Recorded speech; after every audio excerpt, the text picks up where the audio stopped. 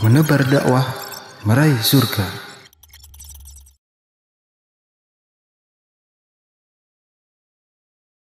Assalamualaikum warahmatullahi wabarakatuh. Alhamdulillah wassalatu wassalamu ala rasulillah. Kembali lagi kita di podcast Ruang Mengaji dan kita membahas berkaitan dengan tema jilbab dengan tajuk lepas jilbab gak apa-apa, yang penting berbuat baik. Masih bersama guru kita yaitu Al-Ustadz Abu Ubaidah As-Sidawi. Tema ini Ustadz kita latar belakangi dengan satu fenomena atau kejadian yang kemarin, yaitu ada satu sekolah di Padang yang mana di situ mewajibkan murid-muridnya untuk memakai jilbab, Ustaz. Bahkan sampai ke umat Nasrani. Nah, ini kemudian umat Nasrani memunculkan protes, kemudian timbullah slogan atau keputusan tidak boleh mewajibkan memakai jilbab. Nah, kemudian keputusan ini menjadi bias di tengah-tengah kita, Ustaz. Yang dimaksud tidak boleh diwajibkan memakai jilbab ini apakah memang yang Nasrani atau murid Nasrani ataukah umat Islam secara global. Nah, ini menjadi bias. Dan sebenarnya yang pertama ini, hukum jilbab sendiri bagi seorang muslim gimana, Ustaz? Kalau jilbab bagi muslim ya nggak boleh, malah muslimah ya. Muslimah. Oh. Kalau laki-laki kan nggak perlu jilbab. Nggak boleh. Ya. Alhamdulillah wassalatu wassalamu ala rasulillah. Amma ba'du. Tentang ya kejadian atau ya kasus yang kemarin itu, yaitu di Sumatera ya, berarti Padang itu ya, ya, yang akhirnya kemudian menimbulkan protes dan kemudian berkembang sampai keluar surat keputusan bersama 3 menteri itu, yang akhirnya muncul ya tidak boleh bagi sekolah mewajibkan ya, demikian juga melarang ya pemakaian jilbab itu. Pertama sebenarnya membahas tentang seragam sekolah pada saat ini itu ada satu hal yang janggal juga sebenarnya. Karena sekarang kan sekolah belum masuk gitu. Belum tatap muka ya. Iya, belum tatap muka. Ngapain heboh masalah itu gitu dibahas. Ya. Jadi terlalu reaktif lah ya menurut anak pribadi. Yang kedua perlu kita ketahui bahwasannya tujuan suatu pendidikan itu adalah mencetak generasi yang soleh dan soleha, yang bertakwa ya, yang religius ya. Itu tujuan inti kita mendidik ya putra-putri kita. Apa artinya nilai ya, apa artinya kecerdasan ya, EQ yang tinggi kalau tidak ya diiringi dengan karakter yang mulia ya, ketakwaan, kesolehan gitu. Jadi tujuan inti kita pendidikan itu adalah bagaimana menjadikan anak-anak kita ini bertakwa kepada Allah Subhanahu wa Ta'ala. Nah, salah satu pendidikan yang perlu itu adalah kita mendidik anak-anak kita dengan apa yang Allah Subhanahu wa Ta'ala wajibkan. Salat misalkan ya, muru auladakum bis-shalah wa hum abna'u sab'in. Perintahkan anak-anak kalian ya untuk salat kalau sudah berumur 7 tahun. Wadribuhum 'alaiha. Pukul mereka kalau 10 tahun enggak mau salat. Ya, wadribuhum, disuruh mukul malah. Wa farriqu bainahum fil madhaji. Pisahkan ya tempat tidurnya antara anak laki-laki dengan anak perempuan. Ya, begitu Islam mengajarkan kepada kita, mendidik anak-anak kita, mendidik murid-murid kita, santriwati kita, agar kelak ketika mereka baligh, ketika mereka sudah dewasa, sudah terbiasa dengan pendidikan agama. Ya, termasuk kita dianjurkan kalau yang untuk yang akhwat, yang wanita ya berarti kita mendidik mereka untuk menutup aurat sedini mungkin, sejak kecil ya, terutama kelas-kelas SMP, SMA ya. Nah, ini sudah mulai balik ya. Kita didik agar mereka terbiasa menutup aurat ya. Karena ini adalah kewajiban dari Allah Subhanahu wa Ta'ala. Mewajibkan apa yang diwajibkan oleh Allah Subhanahu wa Ta'ala, tentu itu adalah suatu hal yang sah ya, menurut agama. Ya, menurut agama. Ya, yang nggak boleh itu adalah mewajibkan kepada non muslim ya untuk berjilbab, karena mereka kan apa namanya syariat Islam ya, mereka tidak kena hukum syariat Islam gitu kan. Sampai mereka masuk Islam terlebih dahulu gitu. Ya, jadi aturan sebenarnya kalau kita mau jujur, aturan suatu sekolah mewajibkan jilbab bagi siswi-siswinya ya, ini sudah aturan yang tepat ya, karena mewajibkan apa yang diwajibkan oleh Allah, yang dengannya diharapkan putri-putri kita, generasi-generasi ini mereka terbiasa menjaga kesucian mereka, menjaga kehormatan mereka. Apalagi zaman sekarang ya, banyak sekali kerusakan-kerusakan ya, di kalangan remaja, di kalangan anak-anak muda. Kalau kita ya memberikan kebebasan, biarkan mereka yang mau jilbaban, yang nggak mau jilbaban, ya bukan seperti itu mendidik. Bahkan tadi dalam hadis saja Rasulullah untuk sholat nih, untuk sholat suruh mukul kalau 10 tahun nggak mau sholat. Jadi ada semacam pembiasaan, ya, pemaksaan, karena mereka masih kecil ini supaya nanti terbiasa. Jadi ada pelatihan, ada pembiasaan, ya dalam mendidik itu, itu suatu hal yang wajar. Bahkan di dalam agama Islam tadi dibolehkan untuk mukul. Ya mungkin kalau orang-orang yang dibilang pejuang-pejuang HAM mungkin wah ini pelanggaran nih HAM ya, dan sebagainya. Kita bicara ini tentang aturan agama Islam. Makanya kadang kita nih kalau bicara tentang hukum Islam kadang nggak nyambung dengan orang-orang yang memang pemikirannya liberal, pemikirannya barat, ya nggak nyambung. Ya kita bicara bahwasanya jilbab itu wajib, mereka bilang wah jilbab nggak wajib. Akhirnya nggak nyambung. Makanya kita menjelaskan sesuai dengan ajaran agama Islam. Ya, yang ketiga yang tadi ditanyakan yaitu jilbab wajib atau tidak wajib. Ya, wajib. Tidak ada perselisihan dengan para ulama tentang wajibnya jilbab. Sepakat ya, sepakat para ulama. Yang jadi perselisihan itu adalah cadar. Nah, kalau cadar ada perselisihan apakah wajib ataukah sunnah. Tapi jilbab ya dengan menutup aurat ya seluruh badan kecuali telapak tangan dan wajah, itu kesepakatan para ulama. Dalil-dalilnya banyak. Di antaranya firman Allah dalam surat Al-Ahzab, kalau nggak salah ayat 59, ya ayyuhan nabi kulli azwajika wa banatika wa nisa'il mu'minin yudanina 'alaihinna min jalabibihinna dzalika adna yu'rafna fala yu'dzain. Wahai para nabi, katakan kepada istrimu, anak-anak perempuanmu dan wanita-wanita yang beriman. Bukan wanita Arab gitu ya, wanita yang beriman. Berarti kita Indonesia kalau mengaku kita beriman berarti masuk dalam ayat ini. Hendaknya mereka menjulurkan jilbab-jilbab mereka. Yang demikian itu agar mereka lebih dikenal sebagai wanita-wanita yang baik, ya, wanita-wanita yang menjaga kesucian mereka. Jadi jilbab ini adalah kewajiban dari Allah Subhanahu Wa Taala. Jangan digugat dengan pendapat ini, pendapat kiai ini, pendapat profesor ini, ya. Kalau sudah datang dalil dari Quran, dari hadis, tidak boleh dibantah dengan pendapat siapapun. Ya, setiap pendapat yang bertentangan dengan dalil Al-Quran dan hadis, apalagi kesepakatan para ulama, maka buanglah jauh-jauh. Nah, dan kita sudah tahu Ustadz, bahwasanya jilbab ini wajib. Ya. Nah, muncul pertanyaan berikutnya, kriteria jilbab ini Ustadz, bagaimana yang memang baik dan sesuai yang disyariatkan oleh Allah dan Rasulnya? Apakah memang kan banyak model tuh Ustadz, ada yang mungkin disampirkan gini aja, atau mungkin ada yang pakai jilbab tapi kotak-kotak dan seterusnya. Banyak teman di masyarakat, atau mungkin yang bagaimana yang benar Ustadz? Ya, jilbab memang ada kriterianya. Ada buku yang bagus itu yang ditulis oleh Syekh Al-Albani rahimahullah, Jilbabul Mar'ah Muslimah. Itu mengupas tentang masalah jilbab secara detail. Saya mungkin sampaikan secara singkat saja ya, kan nggak mungkin bahas secara detail ya. Satu, di antara kriterianya itu adalah menutup aurat, ya, menutup aurat, yaitu seluruh badan kecuali wajah dan telapak tangan. Kalau wajah dan telapak tangan ini ada perselisihan, apakah wajib atau tidak, ya. Tapi selain daripada itu, maka itu adalah aurat sehingga wajib untuk ditutup, termasuk kaki, ya, termasuk kaki. Yang kedua harus tebal, nggak boleh tipis yang tembus pandang, itu nggak boleh.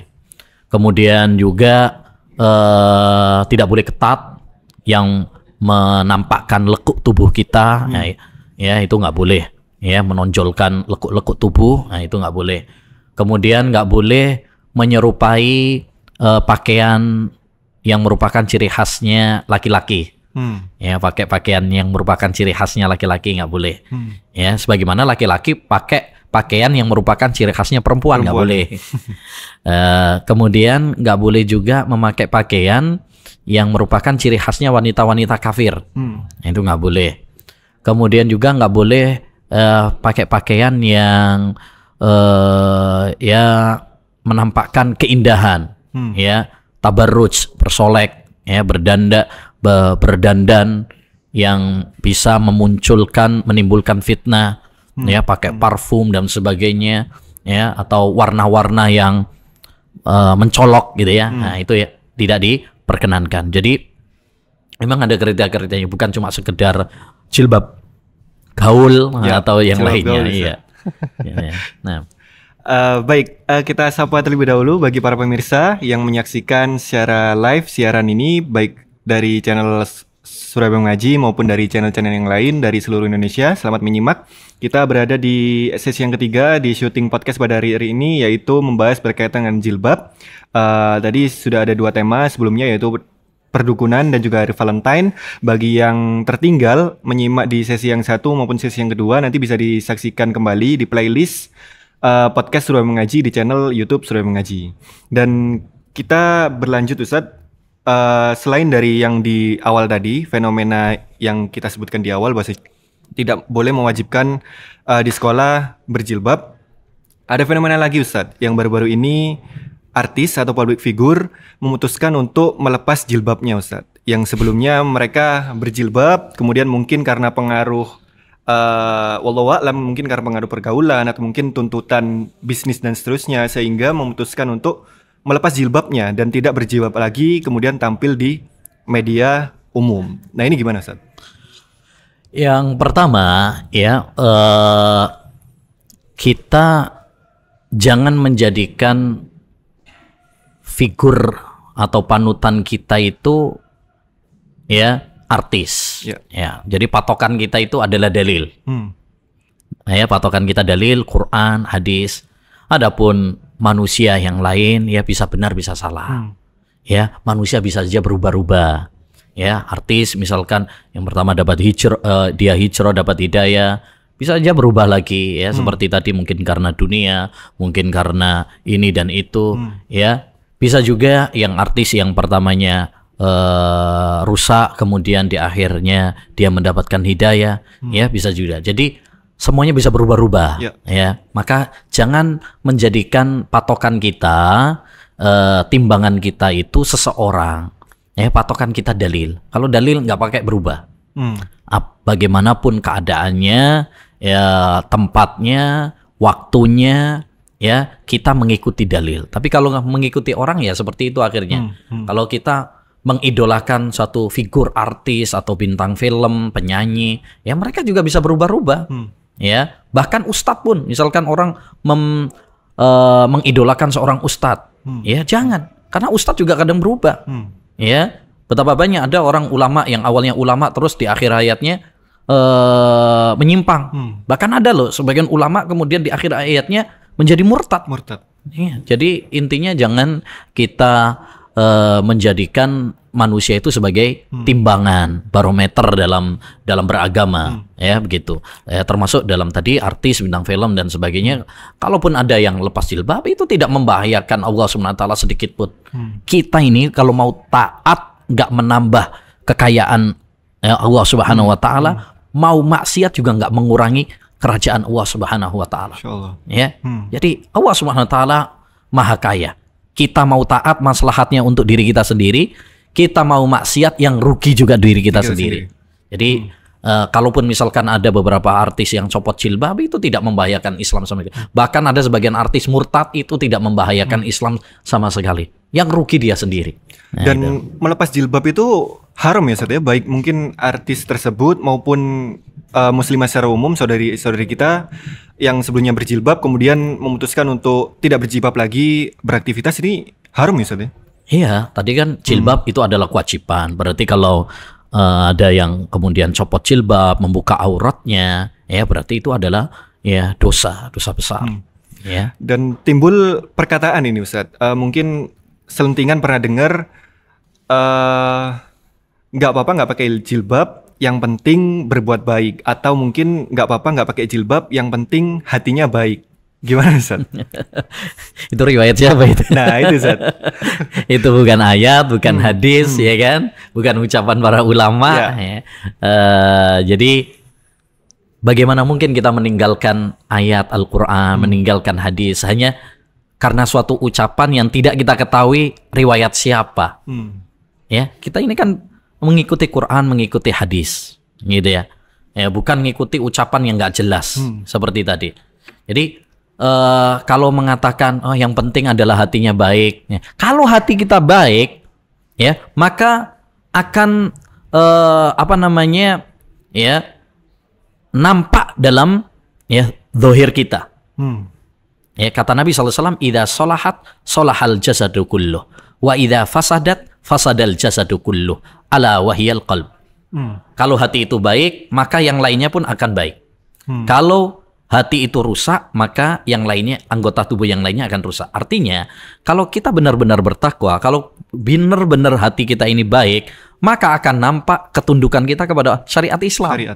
Kalau memang hati kita baik, mestinya jilbaban dong. Ya. Iya, karena takwa itu ada buahnya. Ya, kalau benar hati kita ini bertakwa, maka kita akan tunduk kepada syariat Islam. Ya, jadi itu ucapan yang keliru ya. Ucapan yang keliru sekali. Yang penting jilbabin hatinya terlebih dahulu ya. Nggak penting. Siapa bilang nggak penting? Ya. Nah, ada bilang juga bahwasanya pakaian itu bukan simbol ketakwaan dan sebagainya ya. Islam yang mengatakan bahwasanya jilbab itu adalah simbol ketakwaan.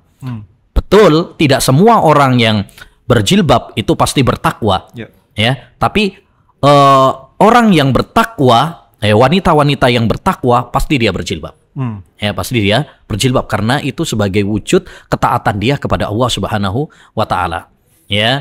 Nah, wallahu a'lam. Dan mestinya selaras ya Ustaz ya. Kalau misal memang mereka mengakui yang penting hatinya baik, hati mereka baik, harusnya mereka jilbaban ya Ustaz ya. Nah, itu dia tadi. Cermin buahnya. Betul, tadi Ustaz ya. Iya.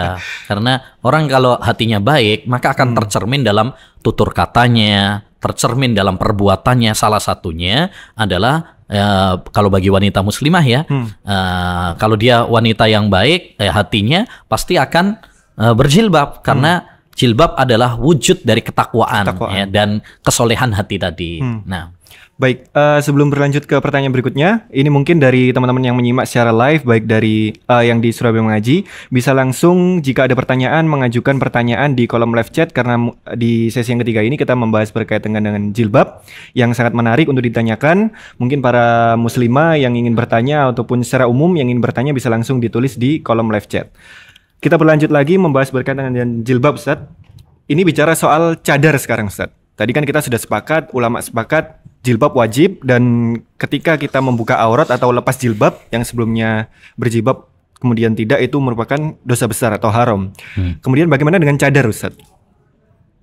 Ya, sebentar. Tadi saya teringat ada satu analogi yang sangat bagus gitu ya. Kan banyak orang itu bilangnya jilbabin dulu hatinya ya. Kalau jilbabin rambut. Ya, rambut ini nggak penting. Yang paling penting adalah jilbabin hati gitu ya. Sekarang analogi mudah saja ya.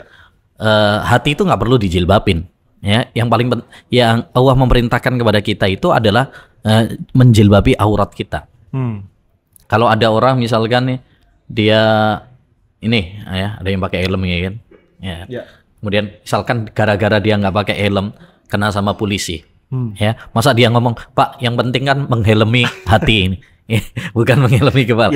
Kan itu nggak diterima sama polisinya. Analogi ini. Maka begitu juga ya. Kalau kita benar-benar taat kepada Allah SWT, Allah memerintahkan kepada kita untuk menutupi aurat, ya, bukan menutupi hati kita. Ya, bukan menutupi hati kita. Baik. Adapun tentang masalah cadar gitu ya. Kalau cadar tadi sudah kita sindir. Kalau cadar itu hukumnya memang diperselisihkan. Tapi yang jelas para ulama sepakat bahwasanya cadar itu disyariatkan. Bukan radikal, bukan bid'ah, bukan.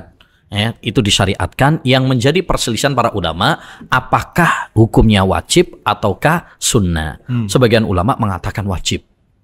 Ya, sebagian ulama, makanya termasuk ulama-ulama Saudi, di antaranya Syekh Abdul Aziz bin Baz, Ibnu Utsaimin, bahkan Syekh Ibnu Utsaimin punya buku Risalah fil Hijab itu mengatakan, menguatkan tentang wajibnya cadar. Sebagian para ulama mengatakan sunnah, itu yang dikuatkan oleh Syekh Albani rahimahullah dalam bukunya Jilbabul Mar'ah, ya, mengatakan sunnah saja, tidak sampai kepada wajib. Tapi menariknya Syekh Albani, walaupun dia mengatakan bahwasanya cadar itu hukumnya adalah sunnah, tapi istrinya dan anak-anak perempuannya semuanya cadaran.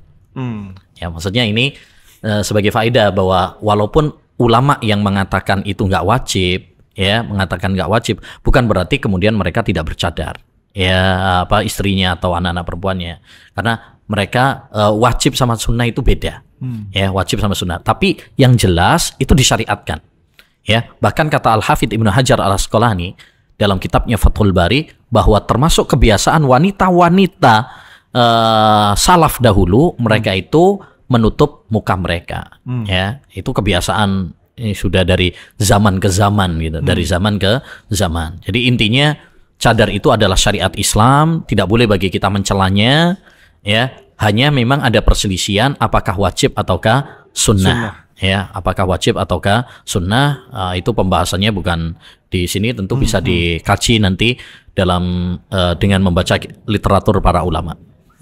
Ya,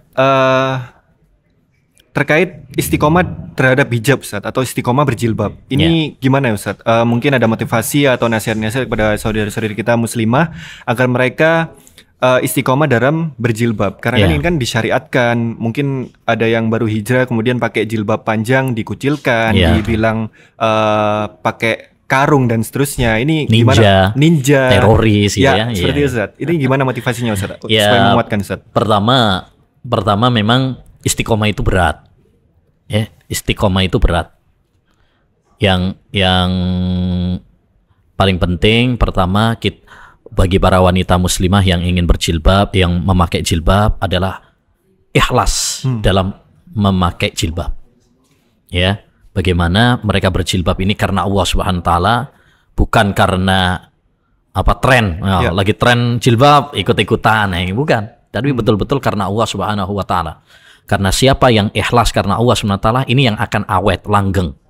Ya, istiqomah. Tapi kalau bukan karena Allah Subhanahu wa taala, ya ini sulit untuk langgeng, ya. Makanya banyak yang bongkar pasang jilbab itu alam itu ikhlas apa enggak itu, ya kan.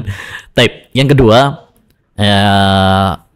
hendaknya bagi para wanita yang berjilbab itu yaitu apa, terus ngaji, ya, sehingga memahami betul-betul bahwasanya syariat jilbab ini memang perintah Allah Subhanahu wa taala, bukan perintah suami kita, bukan perintah orang tua kita, ya, bukan perintah atasan kita, ya, tapi ini adalah perintah dari Allah SWT yang menciptakan kita, yang memberikan rezeki kepada kita, yang memberikan nafas kepada kita, ya.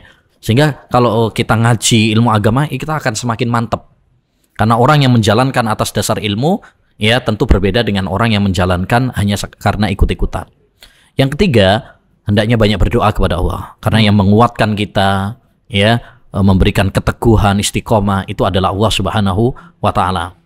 Kemudian ini penting juga, yaitu sabar, ya. Seperti tadi mungkin banyak gunjingan, omongan orang-orang, ya, kita harus sabar.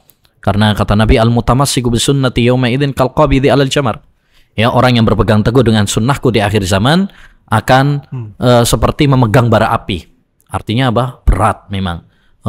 Banyak cobaannya, banyak mungkin hinaan, ada yang memusuhi, nggak suka, maka kita harus sabar, karena memang menjalankan syariat Islam terutama di zaman kita sekarang ini harus sabar, karena banyak syariat-syariat Islam dianggap tabu, dianggap asing.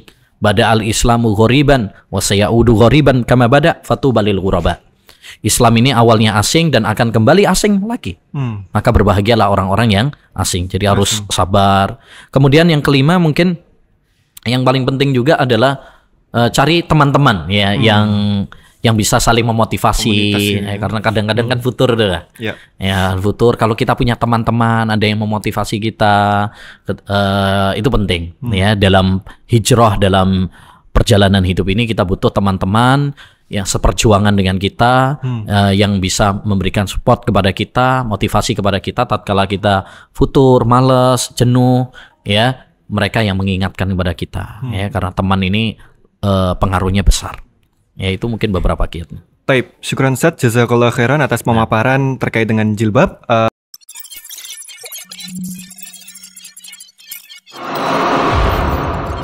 Menebar dakwah, meraih surga.